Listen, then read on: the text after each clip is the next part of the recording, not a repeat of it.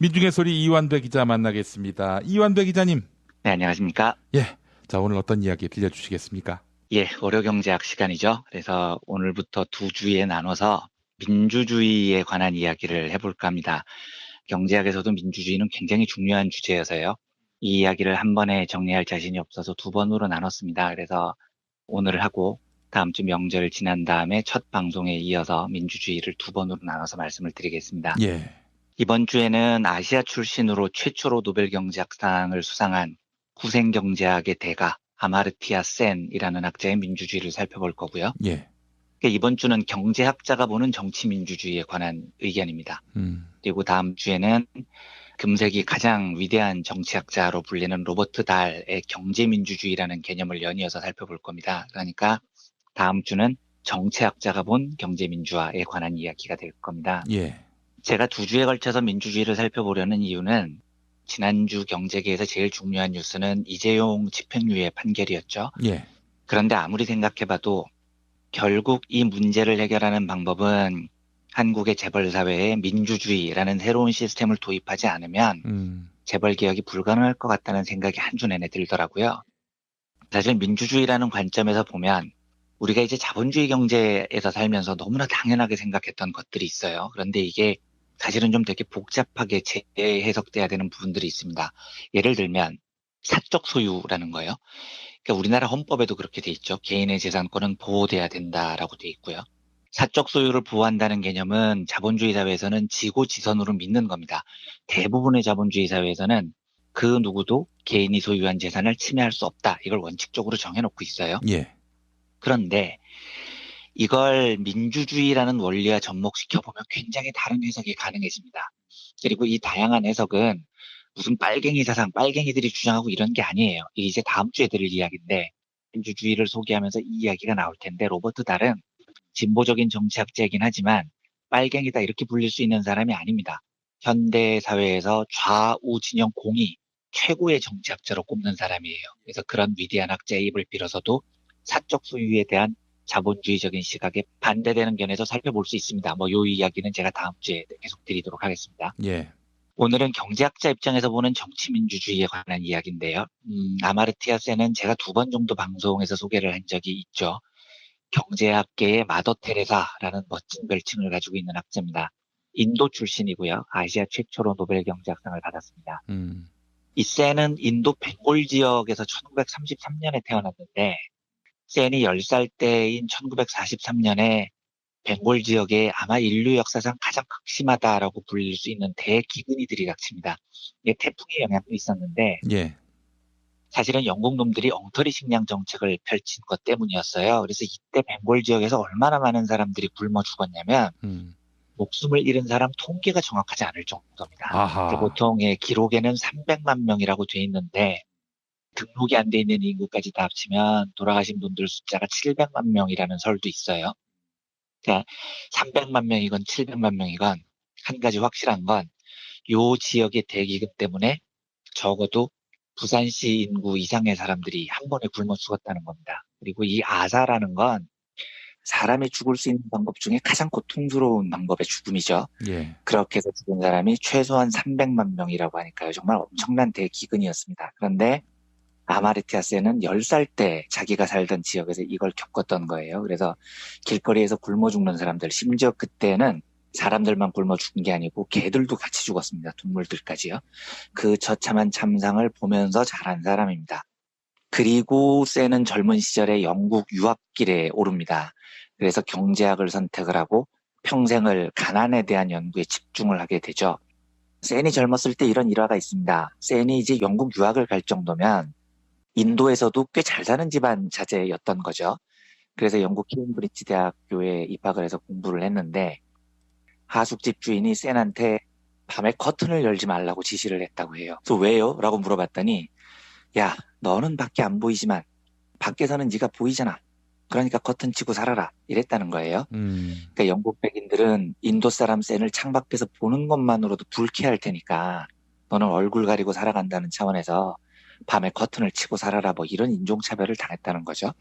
센은 영국에서도 이렇게 엄청나고 혹독한 인종차별을 겪으면서 더더욱 차별이나 빈곤에 관한 자신의 연구를 진전시킵니다.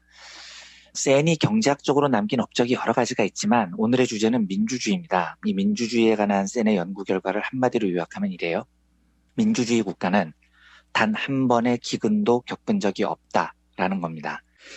경제학자들은 기근이나 가난, 빈곤 이런 원인을 파악을 할 때 생산력의 발전이 떨어졌다거나 기술이 발전이 안 됐다거나 이런 식으로 분석을 하는데 예. 센의 분석은 적어도 민주주의가 확립된 나라에는 절대 빈곤이라는 게 없다는 겁니다. 왜냐하면 독재 국가에서는 독재자가 무소불위의 권력을 휘두르죠. 그 힘이 너무 막강해서 독재자는 누구의 눈치도 볼 필요가 없습니다. 권력의 견제를 받지 않으니까 독재자는 당연히 국민들의 삶을 걱정할 필요가 없죠. 다음 선거에서 내가 떨어질 수 있다는 두려움이 없는 거예요. 이게 있어야 굶주린 국민들을 돌보는데요. 반면에 민주주의 국가에서는 권력이 견제가 됩니다. 그래서 아무리 악독한 정치인들도 내가 민주주의에 의해서 쫓겨날 수 있어라는 공포가 있으면 어쩔 수 없이로라도 국민들의 경제적인 삶을 돌보게 됩니다. 실제로 센이 어렸을 때 겪은 인도의 벵골 대기근은 영국 제국주의의 수장이었던 처칠의 독단 때문에 벌어진 일인데요. 그러니까 이 지역에서 쌀이 부족했던 이유는 농사가 안 돼서가 아니고 일본 제국주의자들이 인도로 진출을 하는데 이 벵골만으로 치고 들어올 가능성이 높았습니다. 그러니까 처칠이 일본의 진출 경로를 막기 위해서 이 지역의 식량을 싸그리 없애버렸습니다. 이것 때문에 이 지역 민중들이 수백만 명이 굶어 죽은 겁니다. 그런데 인도 총독이 보니까 너무 많은 사람이 죽어요. 예. 그래서 처칠한테 지원을 요청합니다. 근데 처칠의 대답은 웃기고 자빠지네. 인도 놈들이 죽든 말든 내가 무슨 상관이야. 이런 태도로 지원 요청을 묵살하죠. 그것 때문에 300만 명에서 700만 명의 아사자가 생깁니다. 근데 요걸 센의 견해에서 보면 만약에 인도가 당시에 민주주의 사회였다면 그런 일이 벌어질 수 없다는 거죠. 처칠이라는 제국주의 국가 수장이 독재를 펼쳤기 때문에 영국의 제국주의는 식민지 민중들에게 투표로 선출되는 게 아니니까요. 민중들이 굶어 죽든 말든 상관을 안 하는 겁니다. 그래서 처칠은 인도 민중들의 죽음을 그렇게 간과해버렸던 거고요. 견제받지 않는 권력이 집권하면 이렇게 국민의 경제적인 삶이 피폐해진다는 겁니다. 하나만 예를 더 들어보겠습니다. 1983년에서 85년 사이에 아프리카 대륙에도 엄청난 가뭄이 덮친 일이 있었어요. 이걸 이제 기록을 살펴보면 에티오피아 대기근이라고 부르는데 요때도 한 100만 명 넘는 민중들이 에티오피아에서 굶주림으로 목숨을 잃습니다. 이것도 엄청난 사건이었죠. 근데 가만 생각을 해보면 아프리카 대기근이라는 게요. 에티오피아 요 한 나라만 휩쓸고 갔을 리가 없잖아요. 예. 기근이라는 게 무슨 국경 따라서 멈추고 이런 게 아니지 않습니까? 그렇죠. 예. 아프리카 일대를 다 덮친 겁니다. 그런데 실제로 에티오피아는 조금 거리가 있긴 하지만 역시 아프리카 남부 지역 대기근이 휩쓸고 간 보츠와나라는 나라에서는 이 대기근 시기에 한 명도 죽지 않았습니다. 엄청난 차이죠. 100만 명의 죽음과 한 명의 아사자도 나오지 않은 차이는요. 무슨 차이냐? 민주주의의 차이인 겁니다. 에티오피아는 당시에 군부 쿠데타로 권제에 오른 맹기스투라는 자가 대통령이었고요. 예. 말씀드렸듯이 독재자는 민중들의 삶을 돌볼 이유가 없습니다. 시민들에게 표를 구해서 당선된 자가 아니기 때문입니다. 민중들에게 잘 보일 이유가 없죠. 그런데 보츠와나는 아프리카에서 보기 드문 민주주의 국가입니다. 그러니까 이 나라 주요 수입원이 다이아몬드인데 그때 대기근이 발생하니까 보츠와나 정부가 다이아몬드를 팔아서 돈을 마련한 다음에 이걸로 식량을 구입해서 국민들에게 공급해요. 그래서 한 명도 죽지 않았습니다. 그럼 보츠와나 정부는 왜 국민들의 빈곤의 삶을 돌봤겠습니까? 그게 다음에 표가 되기 때문입니다. 이게 민주주의의 위력이라는 거죠.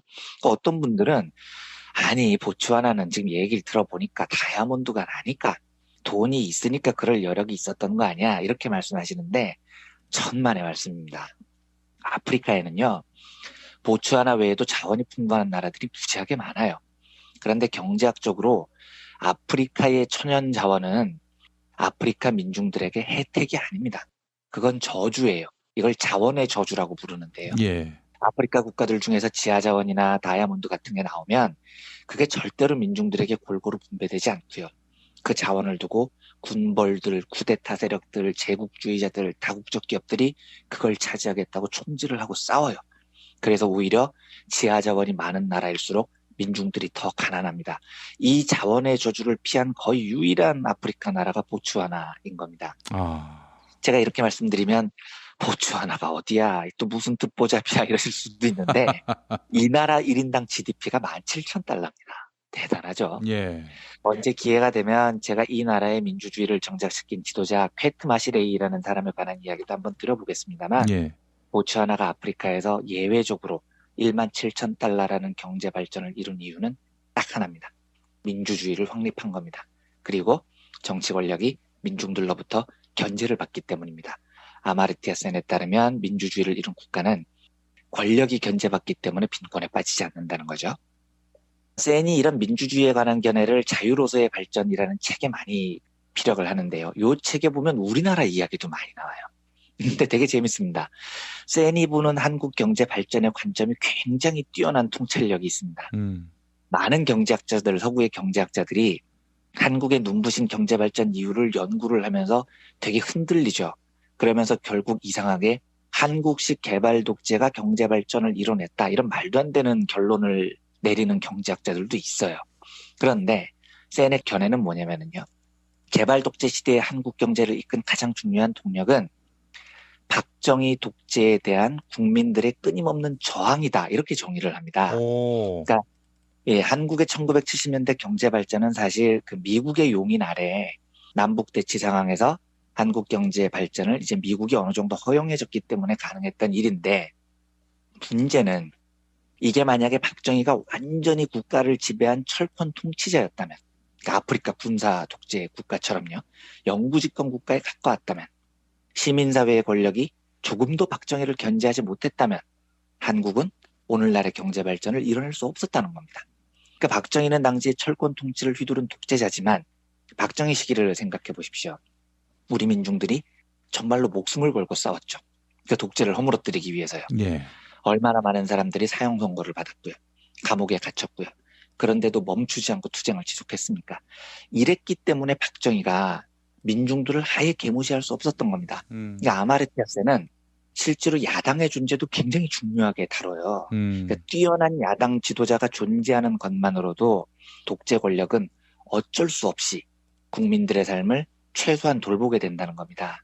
그런데 1970년대 유신시대에는 우리 민중들의 뜨거운 투쟁도 있었고 우리 야당 사회는 참 다양한 일이지만 김대중, 김영삼이라는 걸출한 두 야당 지도자를 가지고 있었죠. 그리고 김대중 대통령은 그야말로 목숨을 걸고 독재 투쟁을 했었고요. 이 말은 비록 우리 민주주의의 역사가 박정희의 유신 독재를 시민혁명으로 무너뜨리지는 못했죠. 그리고 그게 전두환이라는 새로운 군사 쿠데타 세력으로 정권을 이어지게 했지만 그 시기에 우리 민중들이 벌인 투쟁이 경제 발전 면에서는 굉장히 중요한 역할을 했다는 겁니다. 유신 시절 민중들의 투쟁은 실패한 투쟁이 아니고 그 투쟁이 있었기에 권력을 민중들의 투쟁으로 견제를 하면서 오늘날 우리가 이 정도의 경제 발전을 이뤄냈다는 거죠. 아마르티아 센의 민주주의에 관한 견해를 통해서 말씀드리고자 하는 요지는 이런 겁니다. 우리가 역사를 바라볼 때요. 주어를 잘 잡아야 됩니다. 주어가 거꾸로 잡혀있는 경우가 굉장히 많아요. 예를 들면 박정희가 경제를 발전시켰다. 아닙니다. 주어가 잘못됐습니다. 정확히 말하면 아마르티아 센에 따르면 우리 민중들이 박정희에 맞서 투쟁하면서 민주주의를 지키려 했기 때문에 경제가 발전한 겁니다. 주어가 정반대인 거죠. 우리나라 재벌들은 완벽한 독재 영역에 있는 자들입니다. 그렇죠? 그러니까 재벌 운영의 민주주의 원리는 전혀 먹히지 않죠. 대를 이어서 독재자들이 통치하는 곳이 한국의 재벌입니다. 그런데 3대, 4대째 재벌들이 경영을 했는데 한국 경제가 발전을 했어요. 이러니까 주어가 이상하게 형성됩니다. 정주영, 이병철이 경제를 발전시켰다. 이런 잘못된 주어에 의한 헛소리가 나오는 거죠. 실제로 우리나라 경제 지표를 보면 언제가 제일 경제적으로 안정적인 발전을 이뤄냈을까요? 1970년대? 아닙니다. 택도 없습니다. 1980년대 초반? 당연히 아닙니다. 한국 경제의 전성기는 1987년부터 1996년까지 10년이었습니다. 이건 통계가 그렇게 입증을 합니다. 요 시기를 한국 자본주의의 전성기, 골디락스라고 부릅니다. 황금기였던 거죠. 그러니까 아주 큰 폭의 물가 상승 없이 매년 경제 성장률이 10%에 이르는 그야말로 풍요로운 시기가 요 10년 때였습니다. 그러면 정주영, 이병철이 노동자들을 탄압하면서 자기들 배를 불렸을 때 우리 경제가 발전했느냐? 아니라는 거죠. 1987년 노동자 대투쟁을 거치면서 노동자들이 스스로 생존권을 확보하려고 투쟁을 했고 경제 독재 권력의 견제 세력으로 노조가 떠오른 다음에 그 다음에 우리 경제의 전성기가 온 겁니다. 그 주어를 바로잡자는 거죠. 아마르티아 센의 이야기대로 견제받지 않는 독재 권력은 절대로 민중을 위하지 않습니다. 당연히 견제받지 않는 재벌 권력은 절대로 국가 경제 발전 같은 거 신경 안 씁니다. 걔들이 왜 국가 경제 발전 같은 걸 신경 쓰겠어요? 소비자들의 이익도 당연히 신경 안 씁니다. 왜 쓰겠습니까? 민중들이 자기 권력에 영향을 못 미치는데요. 당연히 견제받지 않는 권력은 자기들 배불리는 데만 신경을 쓰죠. 하지만 노동자 대투쟁을 통해서 재벌 권력이 마침내 견제를 받기 시작한 겁니다. 그제야 조금이라도 재벌들도 국가 경제 발전이니 뭐 이런 것도 신경을 쓰게 되는 겁니다. 그러니까 재벌 총수들 덕에 우리가 잘 사는 게 아니고요. 우리가 그 경제 독재 권력에 끊임없이 투쟁을 했기 때문에 오늘날 경제 발전의 성과를 갖게 됐다는 거죠. 이재용이 풀려났으니까 경제가 나아지겠습니까? 말도 안 되는 소리죠. 우리가 정말로 한국 경제의 미래를 생각한다면 이재용을 풀어주는 게 아니고요. 이 무소불위의 경제 독재 권력을 민주주의의 원칙으로 제어해야 됩니다. 견제해야 됩니다. 그래야 경제가 나아집니다. 재벌이 국민의 눈치를 보게 해야 됩니다. 노동자와 소비자를 두려워하게 만들어야 됩니다. 그래야 경제가 좋아진다는 이야기죠. 다음 주에 제가 로버트 달의 경제민주화 이야기를 드리면서 사실 재벌들이 가지고 있는 사적 소유권 그 자체도 민주주의의 관점에서 보면 조금 인정하기 어렵다라는 이야기를 후속으로 드리겠습니다만 적어도 우리가 지금 합의해야 할 일은 경제는 독재자가 잘해서 발전한 게 아니고요. 끊임없이 그 독재자의 권력을 제어하기 위해서 투쟁했던 민주주의 과정에서 발전한 겁니다. 이재용이라는 독재자가 아무리 강해도 앞으로도 우리 민중들이 이재용과 삼성에 대한 투쟁을 멈춰서는 안 되는 이유가 바로 그런 겁니다. 네. 그래서 대법원 판결 때까지 다시 뜨겁게 싸웠으면 좋겠습니다. 시민들께서 뜻을 모아주시고 우리 민주주의를 향한 투쟁이 경제 발전의 원동력이었다는 확신을 가지고요. 우리의 투쟁이 한국의 경제 발전을 이뤄냈다는 자부심을 가지고요. 다 같이 다시 힘을 모아서 이재용과 삼성이라는 거대 경제 독재 권력에 맞서 나갔으면 좋겠습니다. 이렇게 하는 것이 우리 후손들을 위해서 더 좋은 경제 환경을 만들어주는 지름길이라고 저는 믿습니다. 예, 정말 우리가 언론에 의해서 기만당했던 것 중에 하나가 경제 성장의 과실은 박정희 때만 있었다. 네, 말도 안 되는 소리죠. 예, 지금 그런 것들을 하나의 어떤 진리 체계인 양 국민들에게 각인시켰던 그런 자들입니다. 네, 정말 말도 안 되는 소리입니다. 다음에 기회가 되면 한번 그 이야기도 드리겠습니다만 완벽한 헛소리에 가까운 이야기죠. 예, 네. 노동자들이 투쟁을 벌여서 임금이 올라가고 내수가 돌고 그럴 때 우리는 진정한 경제 성장의 의미, 그런 의미를 제대로 맛보았다라는 점, 이 점을 잊지 말아야 되겠습니다. 뭐 이런 우리나라의 가진 자들, 특히 자본가들이 국민들을 기만한, 또 국민들에게 그릇된 인식을 세뇌시켰던 것 중에 하나가, 야, 너만 잘 먹고 잘 살면 돼, 딴 놈들은 짓밟아버려야 되는 거야, 이런 거 아니겠습니까? 네, 정말로 안타깝고 위험한 사상인데 너무 만연해 버렸어요. 어디서부터 제어를 해야 될지 모를 정도로요. 예, 정말 바꿔나가야 되는 문제입니다. 그 문제야말로요. 알겠습니다. 자, 이완배 기자님 오늘 말씀 잘 들었습니다. 네, 감사합니다.